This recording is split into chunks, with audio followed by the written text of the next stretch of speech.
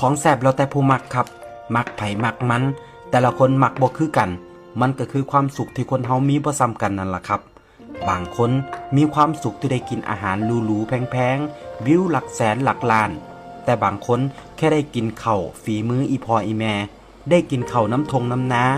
แนวกินเก่าๆที่อีพ่ออีแม่พากินมันก็สุขใจแล้วครับต้นทุนวิถีชีวิตที่แตกต่างกันมันก็เฮ็ดให้คนเฮาสุขไผสุขมันว่ากันบ่ได้เฮาถูกเลี้ยงมาจากแนวกินแบบใด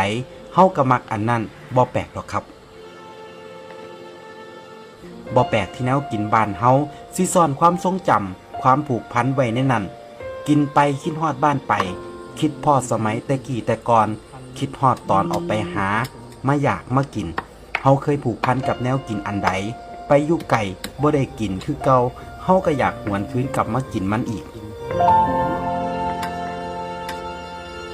แนวกินหลายอย่างมันกลายเป็นภาพแทนของไทยบ้านเฮาเลยก็ว่าได้ครับแค่เห็นข้าวเหนียวส้มตำลาบก้อยข้างทางหรือแนวกินอีสานบ้านเฮาอยู่ต่างถิ่นเฮาก็คิดฮอดบ้านแล้ว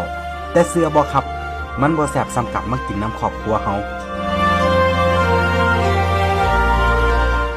บ่เคยบอกว่าแนวกินบ้านเฮาดีกว่าไทยอื่นแค่อยากบอกว่าสำหรับเฮาแล้วแนวกินฝีมืออีพ่ออีแม่แซ่บที่สุดสำหรับเฮาเท่านั้น